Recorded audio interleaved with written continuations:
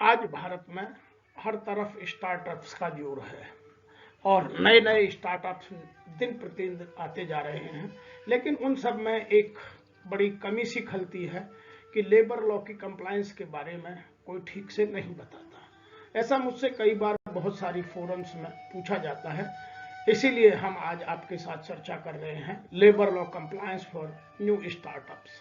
जब हम नया कोई स्टार्टअप तैयार करते हैं तो कौन कौन से लेबर लॉ की हमें जानकारी होनी चाहिए और हम पे कौन कौन से लेबर लॉ एप्लीकेबल होते हैं। सबसे पहले हम बात करते हैं कि यदि मैं एक भी एम्प्लॉय अपने स्टार्टअप में रखता हूं तो मेरे पर ये 5 लेबर लॉ के एक्ट लागू होते हैं। सबसे पहला है मिनिमम वेजेज एक्ट, आपको मिनिमम वेज देना ही होगा, उसके प्रावधान हैं वो अलग से समझे जा सकते हैं।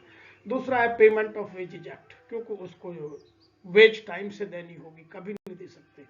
तीसरा इक्वल रेम्यूनरेशन एक्ट, आपने चाहे मेल रखा है या फीमेल रखा है, सबके लिए कानून समान है, सबको समान वेतन मिलना है। नंबर 4 है एम्प्लॉय कंपनसेशन एक्ट, क्योंकि उस पर और कोई तो ईएसआई या सोशल सिक्योरिटी की स्कीम लागू नहीं होती, इसलिए आपको एम्प्लॉय कंपनसेशन एक्ट लागू होता है। और नंबर 4 है इंडस्ट्रियल डिस्प्यूट एक्ट, क्योंकि आप जब भी कभी उसे निकालेंगे तो उसके निकालने के प्रावधान या उसके और जो रूल्स एंड रेगुलेशंस हैं वो आप पर लागू होते हैं। अब आती है दूसरी स्थिति, जब आपके पास नंबर 10 हो जाते हैं, once your number of employees become 10, उस स्थिति में आपको पहले तो जो हमने 5 बात की वो तो लागू हैं ही हैं, उसके अतिरिक्त लागू होते हैं मैटरनिटी बेनिफिट एक्ट, यदि आपने फीमेल को वहां एम्प्लॉय किया है तो। दूसरा है ऑटोमेटिकली यदि आपका एरिया ईएसआई ने, एम्प्लॉय स्टेट इंश्योरेंस जो ऑर्गेनाइजेशन है उसने यदि नोटिफाई किया हुआ है तो वह आप पर ईएसआई एक्ट लागू होगा। नंबर नेक्स्ट है पेमेंट ऑफ ग्रेच्युटी एक्ट, बहुत सारे लोग डे 1 से देते हैं, लेकिन यह एक एक्ट है जो क्रम के अनुसार 5 साल में लागू होता है और फिर उसके बाद यह 240 दिन या जिस भी छोड़ेगा उसी रेशो में पेमेंट करने का कुछ प्रावधान है। और number next setting up the internal committee for prevention of sexual harassment at work place, यदि आपके यहाँ महिलाएं काम करती हैं, वह चाहे एक भी हो, तो आपको इसका ये बनाना, आईसीसी को बनाना अत्यंत आवश्यक है। तो आप पर सेक्सुअल हरासमेंट एक्ट के प्रावधान लागू होते हैं। यदि आपकी संख्या 20 पहुंच गई, आपका ग्रोथ कर गया ऑर्गेनाइजेशन और आप 20 तक पहुंच गए, तो आप पर फिर employee provident fund miscellaneous provisions act लागू होता है। उसके अतिरिक्त जो पहले के वो सब हैं वो तो ही हैं।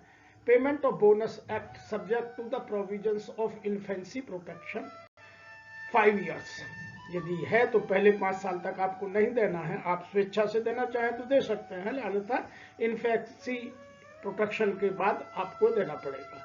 और नंबर नेक्स्ट है constitution of grievance redressal committee under ID act, ये नए 3 प्रावधान तब लागू होते हैं जब आपकी संख्या 20 या 20 से अधिक हो गई हो। अब एक स्थिति आती है आपका बिजनेस और ग्रोथ कर गया या आपने स्टार्टिंग ही 50 एम्प्लॉय से शुरू की, यदि आपके एम्प्लॉय 50 से शुरू कर रहे हैं या नंबर बढ़कर 50 हो गया है तो आप पर 2 नए प्रावधान और लागू हो जाएंगे। नंबर पहला है स्टैंडिंग ऑर्डर एक्ट, जिसको एम्प्लॉयमेंट स्टैंडिंग ऑर्डर्स एक्ट भी कहा जाता है, वह आप पर लागू होगा। आपको अपने एम्प्लॉय इसके बेनिफिट के लिए और अपनी लॉ की कंप्लायंस के लिए अपने स्टैंडिंग ऑर्डर्स को सर्टिफाई भी करा सकते हैं। दूसरा है provisions of lay off, notice of retrenchment, closure etcetera, तो ये प्रोविजंस आप पर यदि आपके 50 हो गए हैं तो ये आप पर लागू हो जाएंगे।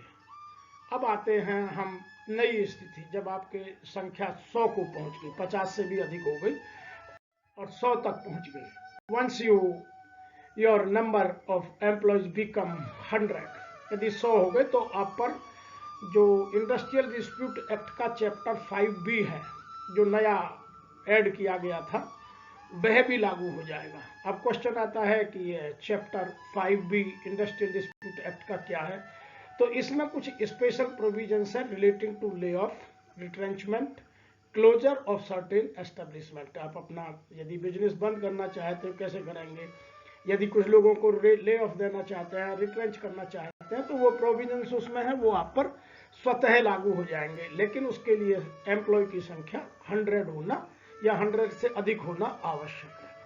अब एक सिचुएशन और आती है, आपके नंबर भी 100 हैं और आपने कॉन्ट्रैक्टर के एम्प्लॉय 20 रखना शुरू कर दिए हैं।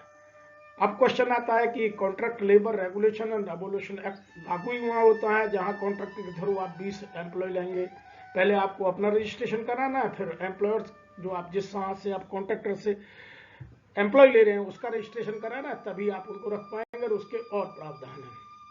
इसके अतिरिक्त एक और आपको ध्यान रखना है कि यदि आपने अपने बिजनेस में जो आपने स्टार्ट किया है उसमें यदि आपने अपने थ्रू या कॉन्ट्रैक्टर के थ्रू इंटर स्टेट के 5 लोगों को अपने यहाँ एंगेज कर लिया है, वह भले ही चाहे गिग वर्कर्स भी हों, अभी तो गिग वर्कर्स का प्रावधान आया नहीं है लेकिन वो कॉन्ट्रैक्टर लेबर के थ्रू माने जाते हैं।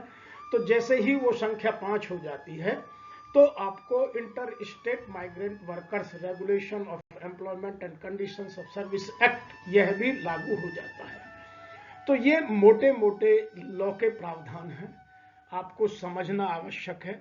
इससे अधिक इनकी डिटेल जानना समझना चाहते हैं तो आप हमें इस पते पर कांटेक्ट कर सकते हैं। मैं या मेरी संस्था वीके डायनामिक लीडरशिप सेंटर सदैव आपकी सेवा में, आपके साथ। यदि आपको ये हमारे प्रयास अच्छे लगते हैं तो आप मेरे इस वीडियो को लाइक कीजिए, मेरे चैनल को सब्सक्राइब कीजिए। लेबर लॉ से रिलेटेड अपनी जानकारी को पूर्ण करने के लिए हमें दिए गए मोबाइल नंबर या ईमेल आईडी पर कांटेक्ट भी कर सकते हैं।